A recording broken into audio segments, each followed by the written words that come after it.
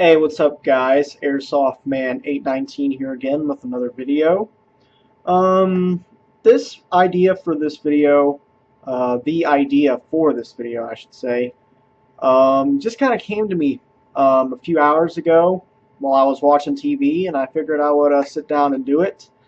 It's kind of surprising that I didn't think of this before because obviously with the new consoles coming out, we're at the beginning of the 8th generation. We're now I think 3-4 months into the 8th generation. So obviously the 7th generation of consoles, the Wii, Xbox 360, and PS3 are on their way out. Even though all three of them will be in production for the next couple years, they are going to be second to the 8th generation console. So I think it's safe to say we can call the Xbox 360, PS3, and Wii previous generation consoles because we are now fully in the 8th generation. All three companies have released their consoles and we're in full swing. So I figured I would make this video looking back on something pretty amazing. Today's video is going to be a retrospective video on the Xbox 360 controller.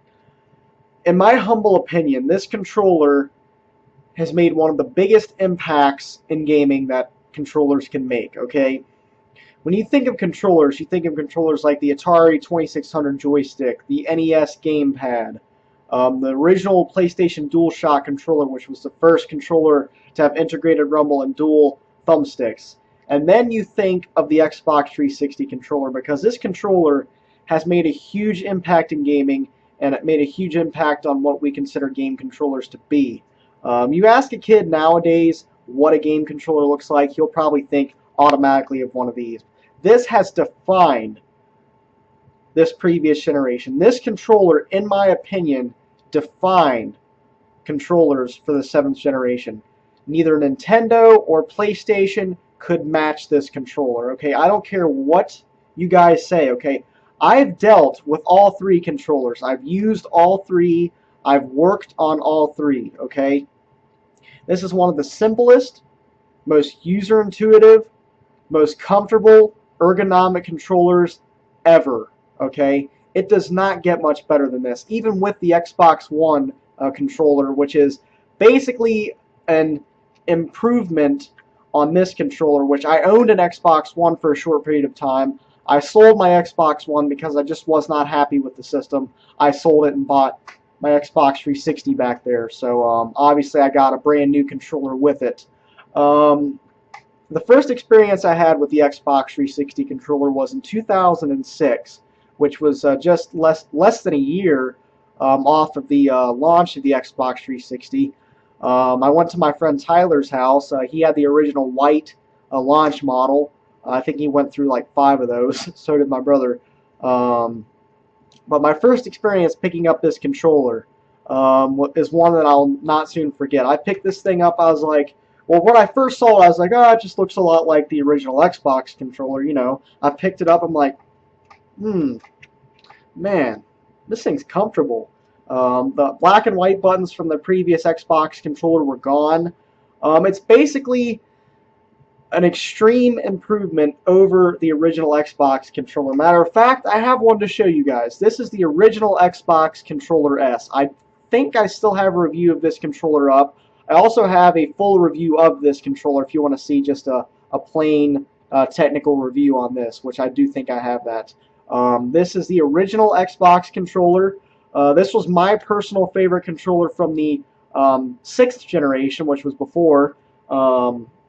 It's a nice controller, really. It's got the same offset joysticks that we see on the 360, the same basic D-pad design, the same basic 4-button layout, A, B, X, and Y. You have the analog triggers, which made the Xbox controllers king, and in my opinion, of racing games and first-person shooters, because you could easily control the gas and brake of a car in racing games. You could also control aiming and shooting on first-person shooters. Now, the things they changed from moving from this to this, for one thing, they removed the memory card slots, which was a needed thing because the memory card slots in these controllers were very rarely used for anything, to be quite honest. because the original Xbox had a built-in hard drive, so you really didn't need those. They took the wire off, at least for the main controller. They also made wired Xbox 360 controllers, obviously, but this doesn't have a wire on it, so they integrated wireless technology. I think it's 2.4 gigahertz wireless connection. I'm not sure. So they took the memory card slots off, removed this wire. They also took the kind of awkward black and white buttons. I never really liked these, even back in the day. They were just kind of awkward to reach, and they just didn't have a good placement. So they took these and moved them up on the top. So as you can see, there is no black and white buttons. Instead, they moved the black and white buttons to the front here and made them bumpers, which is much more user intuitive and makes a lot more sense. Kind of emulating the R1 and L1 buttons from the PlayStation 2 and 3 controllers.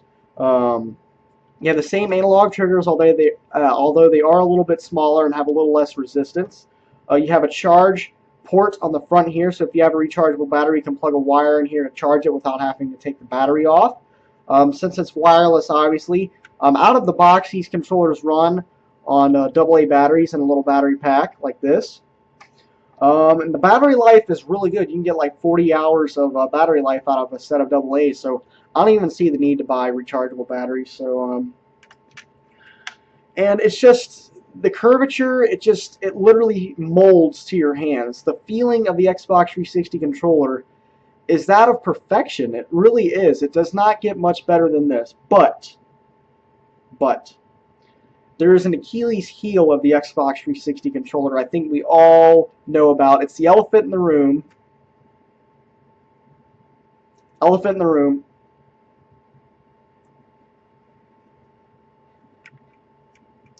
The D-pad. If you want to play arcade games or fighting games that require a D-pad, forget this, because it ain't gonna happen. The D-pad on this controller is horrendous. And I've experienced some pretty bad D-pads because I've owned a lot of controllers over the years. This D-pad ranks probably number one, especially on the older controllers. You know, the ones with the gray. The gray controllers, the black with the gray, those were terrible. The D-pad, this is an Xbox Controller S, the all-black glossy one. The D-pad on this is actually a little bit better than the older ones, but it's still not great. Like, you can't really tell what direction you're moving. It just kind of sloppily rotates in there. So it sits like a mile above the main board, and it's just a mushy mess of a D-pad. But that's the only thing that is weak about this controller. Of course, you got the easy-to-use 4-button layout, which was standardized with the Super Nintendo controller back in the day. It's very user-intuitive. The buttons are color-coded, and they also have a letter on them, so you can tell which one you're pressing. You have start and back right in the middle, so you can reach. You have a menu button, which also acts as the controller's power button. It glows green with a green ring to indicate what player you are. Obviously, most people know that. You have a sync button right here on the top. So a sync button, that's to sync it to your Xbox 360 console or your PC. That's another thing I want to talk about.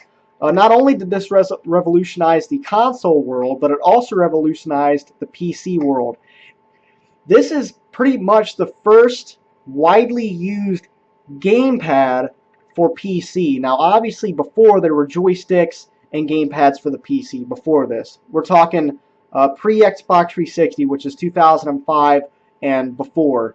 There were gamepads. Most of them were just cheap rip-offs of the DualShock controllers, and they really weren't widely used.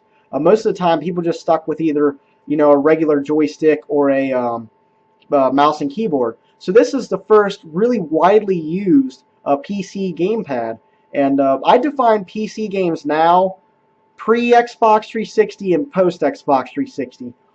Almost all post-Xbox 360 PC releases support the Xbox 360 controller, and that just gives a testament to how big of an impact this controller made. So if you're wanting to play games, okay, I'm a casual PC gamer because I grew up on consoles and I'm still pretty much a hardcore console gamer. But I just recently got into PC gaming. I just bought a cheap video card that I've made a few videos about, And I'm a casual PC gamer, okay? I can play a few games with mouse and keyboard, but if I really want to get into a PC game, I can sit here in my desk chair and play them with an Xbox 360 controller. And there's a lot of older games that I can't do that with, like the original Call of Duty Classic. This game, which I just unboxed not too long ago, Rainbow Six Raven Shield, I loved this game on the original Xbox, and I do plan on doing some game capture of this game, but I can't use an Xbox 360 controller with this unless I mod the game or get some type of controller support hack or something. So like I said, games on the PC are even defined by this controller because they're, like I said, there's the pre-Xbox 360 and post-Xbox 360 PC era. So yeah, any games that came out after 2005, for the most part, support this controller. Games that came out before 2005, obviously, some of them don't. Now, I've ran across a few older games that does support this, like the original Halo, games like that. So I figured I would include the wireless PC adapter in this video. I plan on doing a separate review on it, but it's kind of incidental to do a whole review on. So let me get a couple things together here, and I'll talk about that.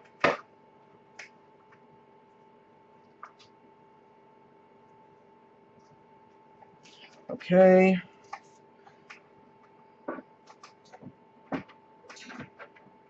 Okay, here's the adapter itself. Now this is plugged into my PC right now via USB. It's obviously just a USB adapter. If I can get a little bit extra wire here. It says Microsoft on it, as you can see. Let it focus.